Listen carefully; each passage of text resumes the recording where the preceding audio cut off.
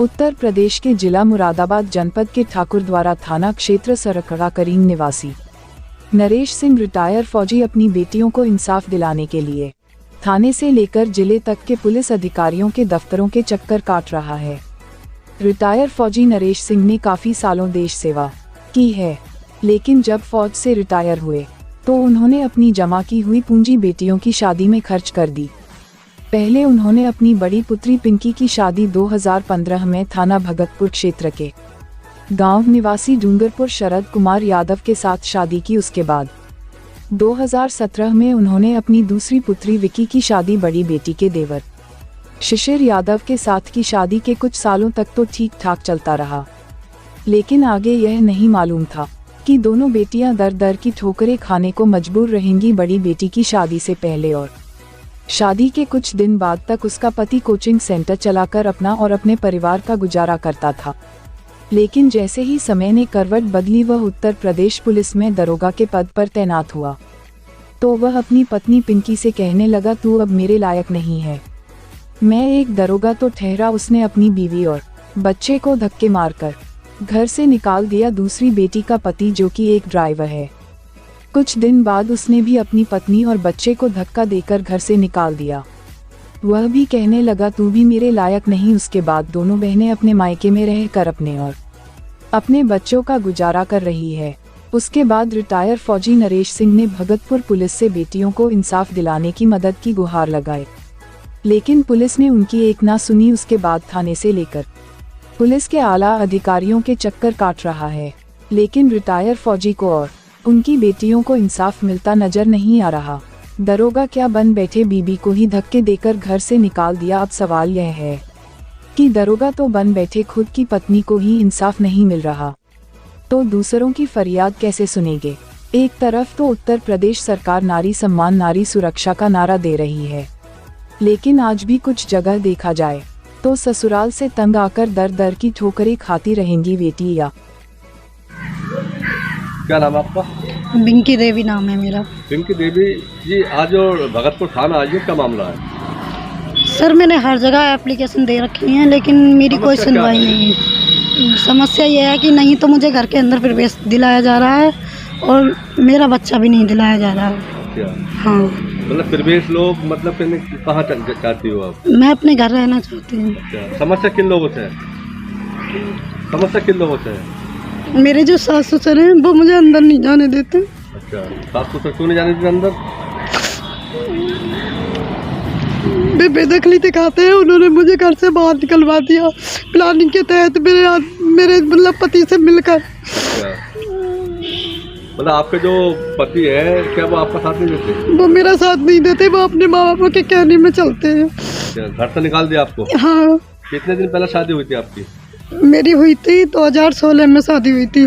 6 साल हो गए मेरी शादी को। कितने बच्चे हैं आपके? मेरे पास 2 बच्चे हैं, एक लड़का एक लड़की। अच्छा, तो आप कब से मायके रह रही हो अपने आप? मुझे 5 महीने हो गए मायके में रहते हुए। मुझे 15 जून को निकाल दिया था वहाँ से। अच्छा, तो मेरा मोबाइल भी फोड़ दिया और मुझे घर से बाहर कर दिया। अच्छा, ऐसी वजह क्या रही जो आपको जो है घर से आपके पति ने सास ससुर ने निकाल दिया?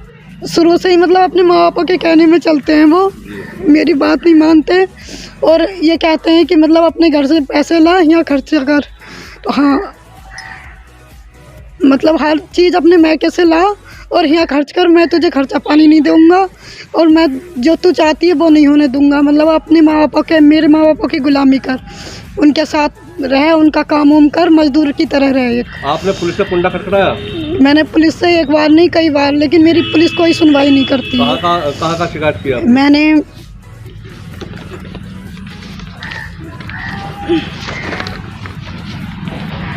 IG बरेली को दी है मैंने एप्लीकेशन जी।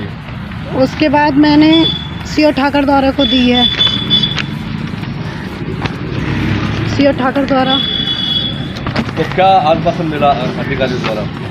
ये बोलते हैं मदद करेंगे, लेकिन अभी तक किसी ने कुछ सुनवाई नहीं की है। यह मुख्यमंत्री के यहाँ योगी। मुख्यमंत्री जी के दरबार पहुँची जी। क्या आश्वासन मिला वहाँ से? बोले हम आपकी मदद करेंगे, लेकिन अभी तक कोई रिप्लाई नहीं मिला है वहाँ से भी। अच्छा, आप क्या चाहती हो? मैं अपने घर में रहना चाहती हूँ या मेरा बच्चा दिलवाया जाए। या तो मुझे प्रवेश दे दें, ना तो मेरा बच्चा दे दें। एक बच्चा उन लोगों के पास है? हाँ, कितने वर्ष का? 5 वर्ष का है। क्या नाम है आपका? पिंकी यादव।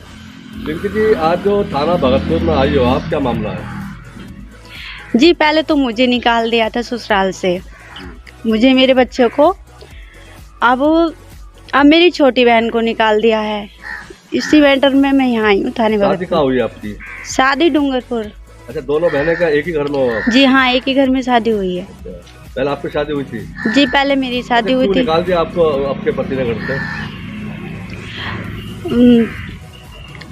पहले शादी हुई थी तो दरोगा नहीं थे, अब दरोगा बन गए हैं तो वो कहते हैं कि मुझे अब तू पसंद नहीं है, मैं दूसरी शादी करूँगा। अच्छा, पहले जब शादी हुई थी आपकी, कब शादी हुई थी, कितना टाइम हो गया? 10 जून 2015। 2015 में आपकी शादी हुई थी। तो पहले उस समय आपके पति क्या किस पोस्ट पे थे? सेंटर चलाते थे, ठाकुरदार है। आज किस पोस्ट पे है? अब दरोगा है। अच्छा, दरोगा है। बुलंदशहर अगोता थाना। अगोता थाना बुलंदशहर में कार्यरत है। तो दरोगा बनने के बाद में आपको जो है घर से निकाल दिया? जी हाँ, वो कहते हैं अब तो मुझे पसंद नहीं है, मैं दूसरी शादी करूँगा। अच्छा, कितना समय हो गया आपको निकालोगे? मुझे 14 साल चल रहा है। 14 साल चल रहा है। अच्छा, इसकी शिकायत आपने किसी आला अधिकारी से की? जी हाँ, मैंने यहाँ वो थाना भगतपुर में भी दी थी एप्लीकेशन, और वो मुरादाबाद एसएसपी को भी दी थी, महिला थाने मुरादाबाद में भी दी थी, ठाकुरदार भी, सब जगह देने के बाद भी कोई वो नहीं हुई थी कार्रवाई। सीधा। कितने बच्चे आपके? एक लड़का है। एक लड़का है। तो क्या चाहती हो आप? हम तो रहना चाहते हैं, वही नहीं रख रहे हैं। क्या क्या बोलते हैं? मैं नहीं रख वगैरह तो कभी किसी बात होती है? नहीं, वो बात भी नहीं करते हैं। अच्छा। नहीं बच्चे से करते हैं, ना ही मुझसे करते हैं, ना ही हमें कोई खर्चा वगैरह देते हैं। हाँ। अच्छा, आपने जो अधिकारियों को शिकायत की है तो इसमें क्या कार्रवाई की, क्या आश्वासन मिला आपको? कुछ भी नहीं, रिपोर्ट दर्ज होगी, रिपोर्ट दर्ज होते ही कोर्ट केस चल गया था। रिपोर्ट दर्ज कर दिया था भाई, रिपोर्ट दर्ज होने से कोर्ट केस हो गया था। कोर्ट केस से उन्होंने तलाक का डाल दिया, तो हमने खर्चे का डाला मजबूरी में। सबने कहा कि आपका कहना यह है कि वो दरोगा जी बन गए तो अब जो है अपनी जो है घर से निकाल दिया आपको? जी, अब वो नहीं रखना चाहते। सर जी, मेरा नाम एक्स सूबेदार नरेश सिंह, मैं आर्मी से रिटायर्ड हूँ और सूबेदार रैंक से रिटायर्ड हूँ, जिसे हिंदी में भूतपूर्व सैनिक भी कहते हैं। मैंने पहले अपनी बेटी पिंकी। आज भगतपुर थाना आए हो, जी, क्या मामला है? मैं भगतपुर थाने में इसलिए आया हूँ क्योंकि मेरी दोनों बेटियों को भगतपुर थाने में जो गांव पड़ता है डूंगरपुर, वहाँ से दोनों बेटियों को निकाल दिया गया है। मैं अपनी बेटियों को न्याय दिलाने के इच्छा से यहाँ पर आया, लेकिन पहले जब बड़ी बेटी को निकाला तो भी मैं थाना भगतपुर से लेके थाना ठाकुरद्वारा, एसएसपी मुरादाबाद, सब जगह गया। उसके बाद कहीं सुनवाई न होने के बाद पुलिस वालों ने जो है बोला कि जो है हम कोर्ट केस डाल सकते हैं, कोर्ट में जो है आपका मुकदमा पहुंचा देंगे। बड़ी बेटी का। आपने दोनों बेटियों की शादी एक ही परिवार में की? जी, मैंने दोनों बेटियों की शादी एक्स दरोगा महेंद्र सिंह यादव के घर बड़े बेटे को पिंकी यादव की शादी शरद कुमार, जो कि अभी थाना बुलंदशहर, जिला बुलंदशहर थाना अगोता में जो है इस समय कार्यरत हैं। छोटी बेटी की शादी उनके छोटा भाई शिशिर यादव के साथ की। दोनों बेटियों की शादी बहुत तगड़ी की। बड़ी बेटी को स्विफ्ट डिजायर दी, छोटी बेटी को टॉप मॉडल बोलेरो दी। काफ़ी खर्चा करने के बाद फिर भी जो है। ऐसी क्या समस्या आई जो दोनों बेटियों को घर से बाहर का रास्ता दिखा दिया गया? बड़ा बेटा जो है जब शादी की थी उस समय जो है वो short hand coaching centre Thakurdwara में चाणक्य को चलाता था। उसके बाद वो जो है खुद किस्मत से जो है दरोगा बन गए। दरोगा बनने के बाद उन्होंने जो है उनके इच्छा हुई, पहले तो वो दहेज की मांग करते रहते, जब तक मेरे पास पैसा था देता रहा मैं, तब तक वो रख लिए। उसके बाद जब पैसा ख़त्म हो गया मेरे पास तो उन्होंने जो है बड़ी बेटी को निकाला। पहले बोला कि जो अब मैं दरोगा बन गया हूँ, अब मैं तो जो है सर्विस में लड़की से शादी करूँगा।